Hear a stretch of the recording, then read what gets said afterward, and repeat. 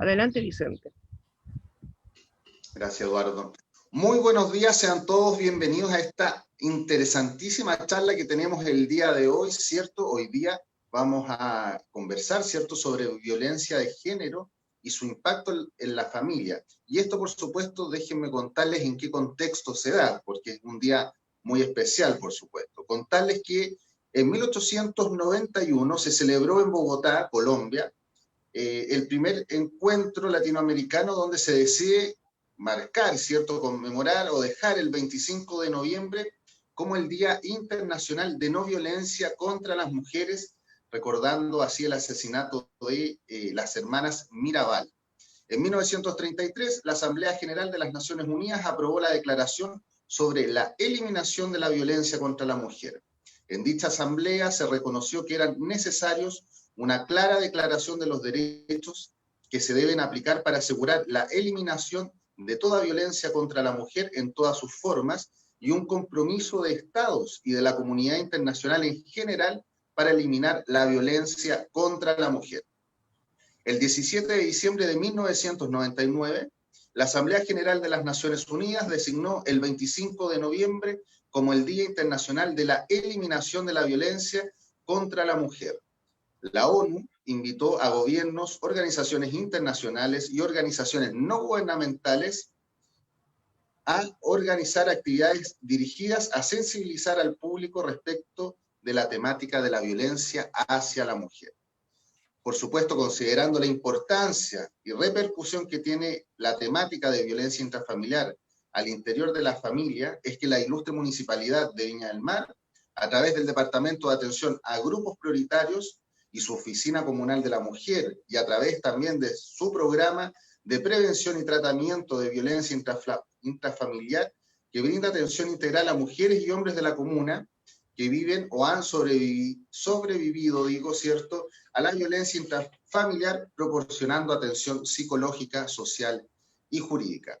Es dentro de este marco, ¿cierto?, que hoy día buscamos, por supuesto, y este programa en especial busca crear conciencia en la comunidad respecto de los riesgos y consecuencias de la violencia intrafamiliar, razón por la cual, en esta ocasión, en la conmemoración del Día Internacional contra la Violencia hacia la Mujer, se desarrolla esta charla vía Zoom, ¿cierto?, que está a cargo de una gran amiga del municipio, una gran colaboradora, como es Arlette Santó. ¿Está bien pronunciado el apellido, Arlette? Exactamente. Arlette es psicóloga con magíster clínico, ¿cierto?, especializada en vulneración de derechos en niños y adolescentes, diplomada en terapia dialéctica conductual del Departamento de Psiquiatría de la Universidad de Chile y en terapia narrativa. Arlette es una gran colaboradora del programa. Antes de darte el pase, Arlette, también entregar el saludo de nuestra alcaldesa, por supuesto, gran colaboradora también de este programa y de estas iniciativas, que nos instruye directamente, obviamente, a visibilizar y crear conciencia sobre estas temáticas. Arlette, ¿cómo estás? Gusto saludarte. Hoy el gusto es mío, qué rico que hoy día estemos juntos y podamos también compartir y gracias por la invitación. No, agradecido, muchas gracias a ti por acompañarnos. Tú nos estuviste acompañando, ¿cierto?, acá en el municipio durante mucho tiempo. Hoy día, bueno, te desarrollas en otras áreas, por lo que tengo entendido, pero sigues aquí colaborando, por supuesto, tienes gran experiencia, bastante estudio, ¿cierto? Entonces nos puedes contar y nos puedes hablar mucho sobre la temática que nos convoca hoy día, que es sobre la violencia intrafamiliar. Así es. Así que cuando tú quieras, ya te propongo que podamos compartir, ¿no es cierto?, la charla que les tengo preparada en el día de hoy. Por favor, partamos al tiro, no perdamos más tiempo, está muy interesante esta charla. Perfecto, entonces vamos a compartir pantalla. Eso. Y vamos a... Perfecto. Bueno, Vicente, como tú conversabas, ¿no es cierto?, y nos decías la temática que nos trae hoy día, violencia de género y su impacto en la familia. Para mí es sumamente importante por mi área de experticia y también porque es un tema muy relevante, hoy hablarles de los niños que son testigos de violencia intrafamiliar. Para ello, les hago la invitación de preguntarnos, ¿cuántos niños son testigos de violencia intrafamiliar en nuestro país? En Chile, 7 de cada 10 niños manifiestan recibir algún tipo de maltrato de parte de un padre, de una madre, según las Naciones Unidas. Y en general, el 71% ha sufrido en forma directa entonces o ha sido testigo de violencia intrafamiliar. Una cifra que puedes ver es bastante alta. Los niños, ¿no es cierto?, que presencian violencia intrafamiliar, lamentablemente tienen el riesgo de tener severos problemas de salud en su edad adulta. Y estos pueden, ¿no es cierto?, incluir desde afecciones de salud mental, depresión, ansiedad, entre muchos otros. Tenemos que recordar que la salud mental del adulto se forja principalmente en los primeros años. La literatura, ¿no es cierto?, clínica nos habla desde que un niño nace hasta los 7 años, es la edad, ¿no es cierto?, donde generalmente se sientan las bases, ¿no es cierto?, de una óptima salud en su desarrollo, ¿no es cierto?, futuro. Como hablaba, suelen verse afectados directa o indirectamente, ¿no es cierto?, los niños testigos de violencia intrafamiliar, pudiendo tener efectos que estarán presentes no solamente en la actualidad, sino a lo largo de su vida e inclusive por generaciones. Específicamente, a pesar de que la lámina aparece acá como un poco enredada, lo importante para mí es poder mostrarles y contarles ya el impacto que tiene no solamente a nivel emocional en un niño el ser testigo de violencia. Ustedes saben que en nuestro cerebro, en nuestra área prefrontal, existe la amígdala, ¿ya? Que no es la amígdala de la garganta, es la amígdala del cerebro, la cual regula nuestras emociones.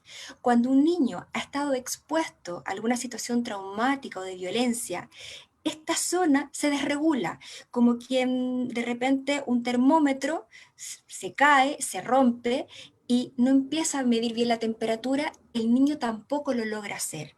Entonces muchas veces ya ocurre que el niño, ¿no es cierto?, empieza a tener una activación o una hiperactivación, ya, donde hay todo un sistema hormonal que se alerta, empieza a subir y aumentar los niveles de cortisol, adrenalina, tal cual, ¿no es cierto?, en este caso los adultos, cuando vivenciamos situaciones de un alto estrés, pero sin estar exactamente en una situación propiamente tal.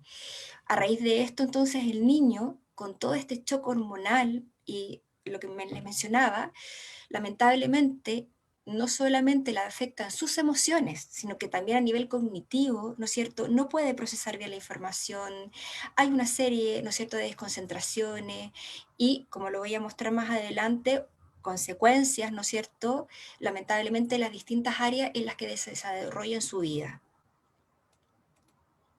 Acá solamente quise colocar para que seamos conscientes, ¿ya?, del impacto que puede tener la violencia en un niño, ¿ya? Cada año hay una mayor correlación, ¿ya?, entre situaciones de vivencias de maltrato y violencia intrafamiliar con la generación de trastornos de personalidad, en este caso en la adolescencia o en el futuro. Los que más vemos, ¿no es cierto?, siempre son los trastornos de personalidad borderline, en este último tiempo al menos, con lo cual uno también se pregunta, ¿no es cierto?, y por eso la relevancia de hoy día de que hagamos, ¿no es cierto?, actos de prevención, no solamente al interior de nuestra familia, sino a nivel institucional. Como coloco acá, ¿no es cierto?, es un círculo vicioso, ya lamentablemente, donde también las probabilidades de que un niño agredido sufra, acepte y reproduzca la violencia en su adultez aumenta considerablemente al ser víctima o testigo de violencia intrafamiliar. Y por eso también hablamos de que hay un círculo, ¿no es cierto?, que es completamente dañino para todos. ¿Cuáles son las formas más comunes de violencia intrafamiliar, ¿no es cierto?, en la que están expuestos nuestros niños? Bueno, acá un tipo de niño, ya al verse expuesto, es el que se le denomina niño mueble. ¿Qué significa? Es un niño ya que suele ser sumamente obediente, súper poco exigente y que evita la confrontación. De alguna u otra manera se aísla, no ve, no escucha, no sabe nada de lo que ocurre. Obviamente es un niño que escucha y está ahí presente en medio de este conflicto, pero su psiquis no le permite, ¿no es cierto?, aceptar y tolerar todo esto que está ocurriendo, y por lo tanto una forma, un mecanismo de defensa que tiene es irse profundamente hacia adentro, ¿ya? Y por eso se denomina en la literatura el llamado niño mueble. Otro tipo de niño que también, ¿no es cierto?, podemos encontrar por los efectos es el niño triángulo. Es el típico niño, yo le puse ahí, ¿no es cierto?, como aparece, paloma mensajera. ¿Por qué? Porque es el típico niño que en el fondo un papá le dice al otro, dile a tu papá, por su culpa estamos así, no hay comida, él no pagaba la pensión alimenticia, es que si no fuera así, es que mira lo que él hizo, estamos así por su culpa, etcétera. De alguna otra manera, cada uno de los padres, ¿no es cierto?, descarga todo su malestar con el hijo, y de alguna otra manera inclusive, ¿no es cierto?, empiezan a tener conversaciones en las cuales también a corta edad le están pidiendo casi, ¿no es cierto?, su opinión, y tenga una posición clara entre un padre y otro, que uno es el bueno y otro es el malo, cosa que para un niño de corta edad todavía, ¿no es cierto?, le estamos sentando las bases de lo que es correcto, ¿no?, de lo que pasa en la vida, y no sabe lo que está ocurriendo. Hay una gran confusión que le impide en el fondo poder entender y procesar esto que se le está pidiendo. Por lo tanto, es un niño triangulizado. Otro tipo de niño, el abogado defensor. Me ha pasado muchas veces, ¿no es cierto?, en el área en este caso clínica, donde cuando llegan, ¿no es cierto?, los chiquititos a la consulta, me suelen referir, pucha, que tienen mucha pena, mucha rabia, porque uno de sus padres es en el fondo el victimario, el que ha causado mucho daño en la familia, y de alguna otra manera inclusive siente que tiene que proteger, por ejemplo, a la madre, y tiende a desafiar, ¿no es cierto?, al otro padre que se supone que es víctima, y le da inclusive consejos a la persona que siente más débil. De alguna otra manera, ¿no es cierto?, acá, lamentablemente, el niño toma un rol, ¿ya?, que además de ser un rol adultizado que no le corresponde, también empieza, ¿no es cierto?, a tomar todas las emocionalidades del que siente que es víctima. Por lo tanto, también suelen tener muchos trastornos en distintas áreas, desde el sueño, rumiación mental, desconcentraciones y distintos tipos de crisis, como les voy a mostrar un poquito más adelante. Otro tipo de niño, instrumentalizado. ¿Qué significa instrumentalización de la respuesta del niño? El niño pasa a formar parte activa dentro de toda la problemática de la relación entre sus padres. De alguna otra manera, ¿no es cierto?, el niño queda totalmente invisibilizado, ¿ya?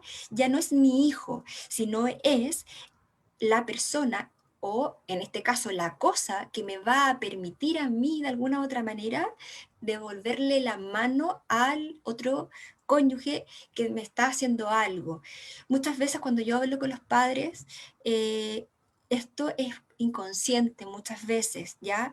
Pero uno finalmente termina cosificando e invisibilizando a su hijo, ya convirtiéndose finalmente ahí como en esta especie de trofeo dentro de esta batalla que empieza a ocurrir.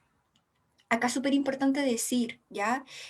Obviamente es muy importante poder visualizar y ver de que dentro de la violencia intrafamiliar, ¿no es cierto?, uno también se imbuye en una dinámica, ¿ya? Si bien es cierto, muchas veces nosotros hablamos inclusive, ¿no es cierto?, coloquialmente de la literatura, que hay una víctima y hay un victimario, también es importante destacar que estamos hablando de una dinámica, y uno se hace parte de esa dinámica. Y así es entonces como suele, ¿no es cierto?, en este caso, alguno de nuestros hijos ser invisibilizado. Identificación con el agresor.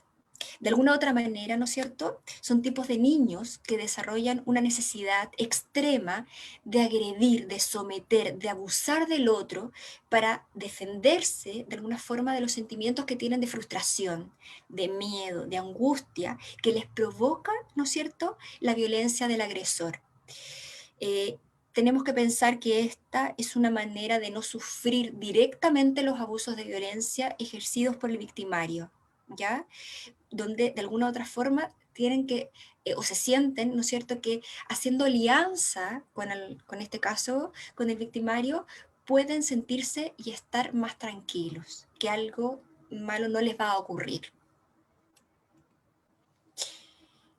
Consecuencias entonces de los niños testigos de violencia. ¿De qué manera las podemos percibir concretamente en las distintas áreas de su desarrollo?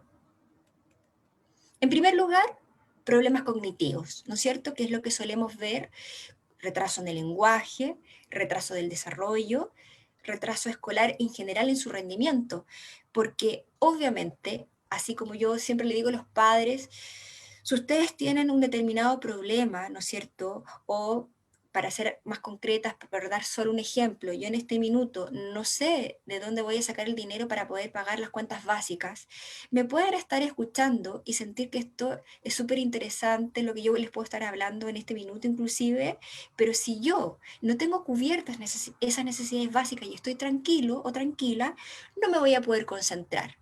Un niño en el fondo le pasa exactamente igual. Y además, cuando vivencian y son testigos de violencia intrafamiliar, lamentablemente está muy presente la sensación de amenaza continua, de tener que estar muy alerta porque no sé exactamente cuándo puede pasar algo y de qué manera puede pasar algo.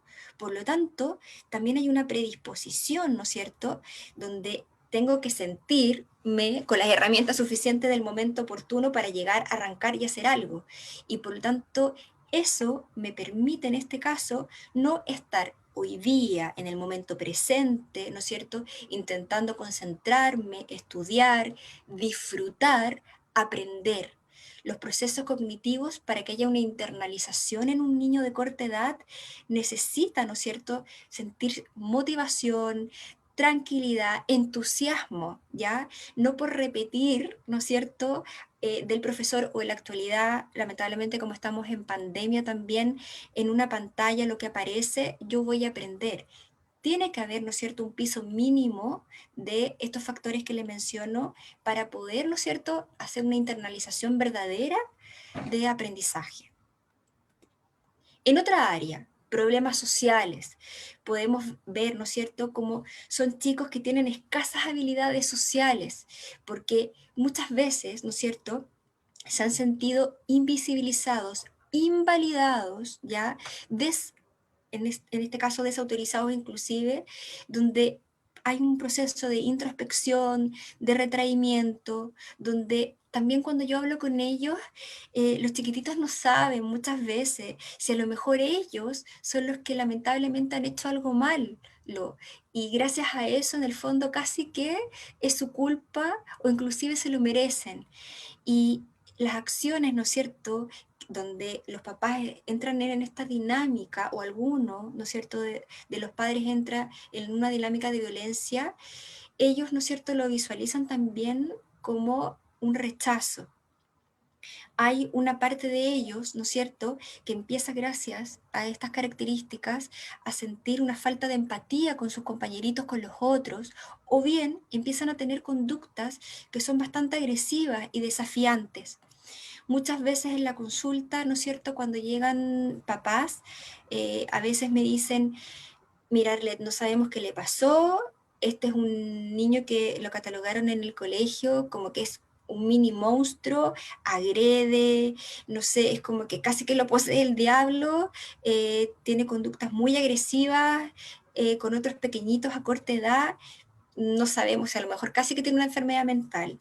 Y lamentablemente lo único que está haciendo el niño ya es tratar de defenderse de alguna otra manera de algo que ni siquiera sabe de qué es, pero sabe ya desde el inconsciente y desde lo que ha percibido en la familia que hay algo que está pasando, y él solamente lo que hace, ¿no es cierto?, a nivel escolar es de alguna manera o reproducir ciertas acciones o tener los llamados acting out, que son estas impulsividades donde no logra, ¿no es cierto?, el niño, en este caso, reconocer, ¿no es cierto?, la emoción que siente, lo que le pasa, si siente miedo, si siente rabia, no lo logra verbalizar, no lo logra colocar afuera y por lo tanto tampoco lo va a lograr, en este caso, canalizar de manera asertiva o acertada. Y en este caso entonces los adultos o el contexto, al ver este comportamiento, lo cataloga inmediatamente como un niño, ¿no es cierto?, que efectivamente es un problema y algo le pasa, pero sin tener relación, ¿no es cierto?, con este contexto en el que está conviviendo diariamente. Problemas cognitivos también, ¿no es cierto?, como los que le mencionaba, problemas de conducta. En general, ¿no es cierto?, como les decía, son niños que suelen hacer bastante rabietas, ¿ya? Y en este sentido, ¿no es cierto?, es lo mismo que les conversaba recién. Son niños que tienen muy bajita tolerancia a la frustración, suelen, ¿no es cierto?, tener conductas con los otros, donde uno dice, wow, es desmedida a lo mejor la reacción que tiene, muy intensa, no logran regularse, ¿no es cierto?, autorregularse, eh, tienen, ¿no es cierto?, generalmente desinhibiciones también, déficit de atención, hiperactividad, y son niños que, según la literatura también clínica, hemos visto que también con el paso de los años, así como les mencionaba, ¿no es cierto?, esta zona de nuestro cerebro que se desregula a corta edad por ser, en este caso, testigo de violencia intrafamiliar, hay una correlación muy alta entre niños, ¿no es cierto?, que son testigos con hiperactividad y muchas veces los confundimos como que es un patrón, ¿no es cierto?, o que hay una predisposición genética o hay algo, ¿no es cierto?, que el niño trae. Hoy día eso se ha visto que no es así y que inclusive, ¿no es cierto?, cuando el niño está inútero, cuando está en formación, cuando la madre está, ¿no es cierto?, en estado de embarazo, si la madre también, ¿no es cierto?, en este contexto violento, ¿no es cierto?, ella también está absorbiendo esta condición contextual que estamos hablando de violencia, son niños que suelen tener características también de hiperactividad y de déficit atencional en alta medida. Problemas emocionales, ¿no es cierto? Por supuesto, son niños que lamentablemente vemos, ¿no es cierto?, cómo tienen altos indicadores de ansiedad, angustia. No podemos hablar en niños muy pequeñitos de depresión, pero de alguna u otra manera, ¿no es cierto?, de ánimo, de estado bajo, ¿no es cierto?, en forma continua y reiterada durante mucho tiempo. Cuando ya son un poco más mayores, ¿no es cierto?, podemos hablar propiamente tal de depresión. Aislamiento, una muy baja autoestima, un muy bajo autoconcepto de sí mismo e inclusive, ¿no es cierto?, estrés postraumático. Porque de alguna otra manera tenemos que pensar, ¿no es cierto?, que la familia es el lugar donde uno sabe y siente desde pequeño, donde nos lo han enseñado, que es mi refugio, es donde yo puedo llegar tranquilo, tranquila a la casa, puedo compartir, es mi seguridad. Y de alguna otra manera, ¿no es cierto?, yo no logro entender cómo esto no se da, cómo mis padres, ¿no es cierto?, que son los que deben sustentar esta seguridad, no me la entregan.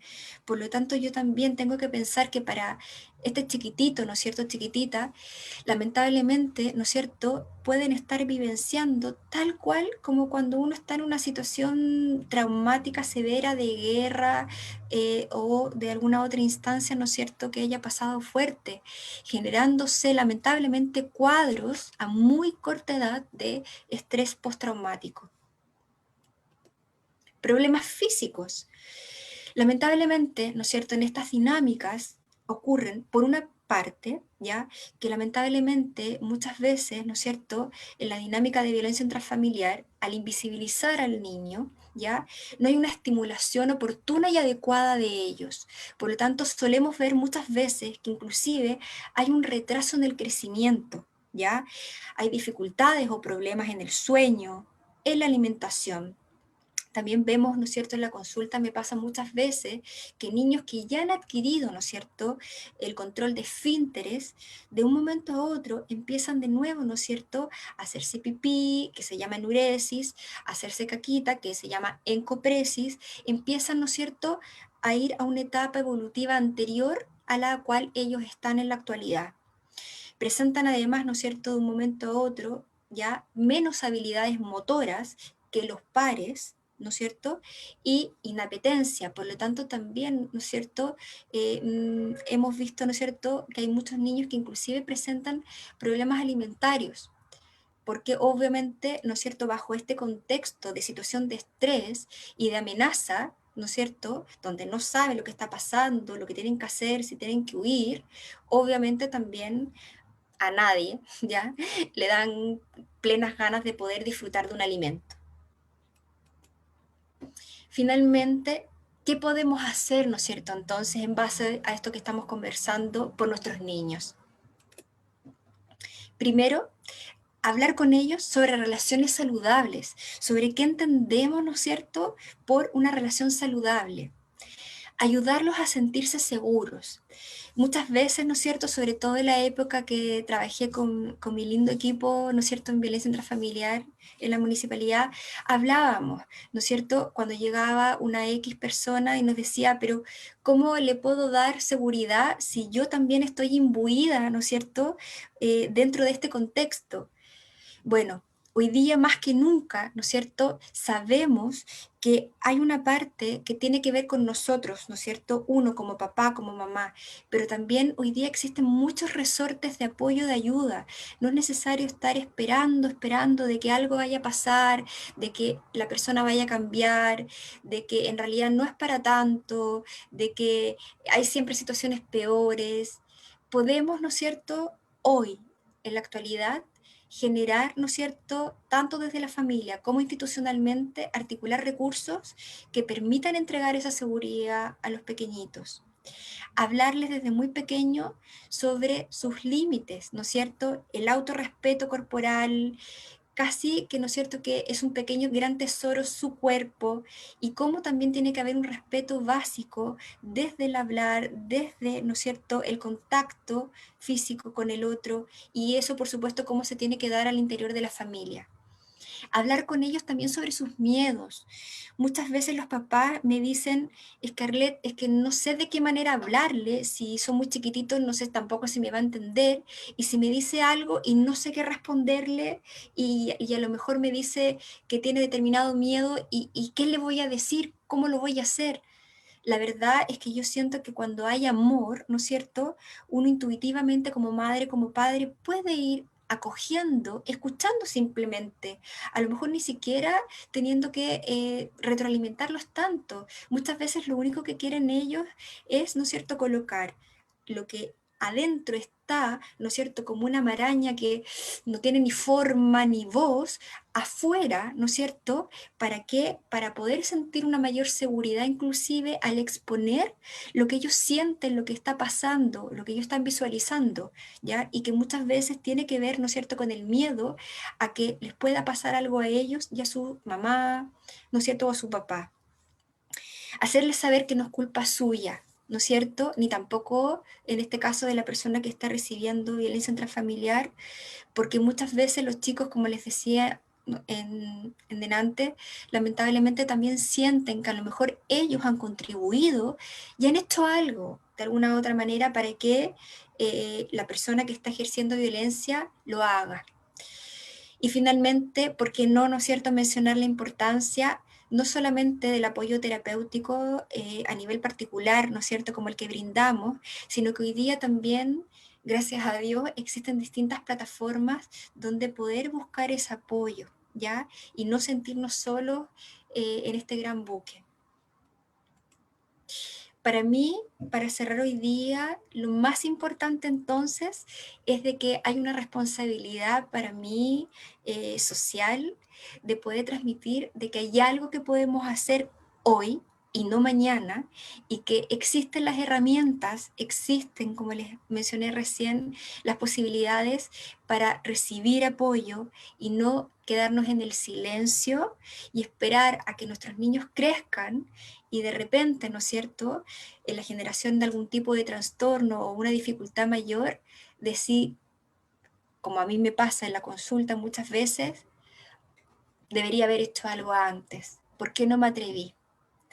Les invito que hagamos juntos hoy día, ¿no es cierto?, esa acción de poder ir un poco más allá y estar abiertos a recibir esta ayuda y dejarnos ayudar y hacer algo por nuestros niños. Eso, Vicente. Muchas gracias, Arlet. Oye, maravilloso el mensaje final, sobre todo yo me sumo ahí también, ese llamado es fundamental, ¿cierto? Poder hacer algo, no quedarnos. Sin duda esta charla logró, ¿cierto?, crear conciencia y visibilizar cómo este círculo vicioso, ¿cierto?, del que tú has hablado, de esta dinámica, afecta sin duda a nuestros niños, no solo obviamente a las partes que están involucradas directamente, el padre, la madre, sino que también los efectos que tiene para los niños que también son parte de este círculo de violencia. Así que, Arlet, bueno, no me queda más que agradecerte. Yo estuve muy pendiente y muy atento de toda la charla porque me pareció muy interesante, increíble. No sabía los distintos tipos, por ejemplo, de niños, ¿cierto? Está el niño mueble, el niño triángulo, el abogado defensor también. Claro, son distintos perfiles que bueno, adoptan obviamente dependiendo de la personalidad de cada uno, me imagino, frente a estos hechos de violencia que todos debemos condenar. Lamentablemente hemos visto que durante esta pandemia, por el hecho de estar más en casa, que no es justificativo tampoco, por supuesto, han aumentado mucho las cifras de violencia intrafamiliar en Sí. Chile, y eso yo creo que nos duele a todos, e instancias como estas, por tanto, son muy importantes para justamente crear conciencia, visibilizar el problema y poder instar a las personas, los vecinos, vecinas de Viña del Mar, que estén viviendo bajo este círculo, poder instarlos a que los denuncien, a que den el paso, a que salgan de esa dinámica tóxica que por supuesto no le hace bien a nadie, o sea, ni a ellos, ni a sus hijos, ni tampoco a la otra parte, o sea, que nadie sale beneficiado, por supuesto, con esto. Así No. que quería Led, no sé si quieres decir algo más, nos quieres comentar algo más. No, solamente que hay un gran equipo, ¿no es cierto?, de mis ex colegas también, ¿no es cierto?, de violencia intrafamiliar, donde ellos hacen un excelente trabajo, ¿no es cierto? Y creo que, nada, es una oportunidad también de poder dejarse acompañar, recurrir cuando existan dudas, no esperar, ¿ya? Y como tú muy bien dijiste, creo que es importante al estar en un espacio también, en este caso gracias a la y debido a la pandemia, ¿no es cierto?, estar mucho más tiempo en casa, se genera mayor cantidad también de roces, hay, ¿no es cierto?, mayor grado de estrés, hay incertidumbre, ¿no es cierto?, laboral y muchas situaciones que ha conllevado lamentablemente hoy en día el COVID. Y por lo tanto también creo que no tan, o sea, para mí es importante, ¿ya? Siempre el buscar ayuda cuando vemos que hay algo que se nos puede ir de las manos, que hay una tensión que empieza a ser mayor, ¿por qué no? Ya consultar y nada, buscar apoyo, solamente eso. Y agradecida también de poder estar acá. No, nosotros muy agradecidos de ti, felices de tenerte, felices de que nos hayas compartido aquí tu experiencia, ¿cierto? Tus conocimientos a través de esta charla tan minuciosa y tan clara, porque fuiste aquí, fue con pera y manzana, nos quedó clarísimo a todos, quería, así que Esa era la idea, agradecer. esa era la idea.